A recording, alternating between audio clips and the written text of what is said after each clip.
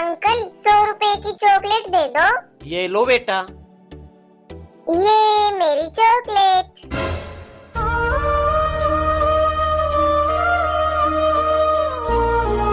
ये लो अंकल, ये चॉकलेट वापस ले लो और मुझे मेरे पैसे वापस दे दो। ठीक है, लाओ बेटा, ये लो आपके पैसे। अंकल इन पैसों का चारा दे दो। ये लो गौ माता, ये चारा खाओ, अब आपको कूड़ा नहीं खाना पड़ेगा। मेरी प्यारी गौ माता के लिए 1 लाइक तो बनता है ना।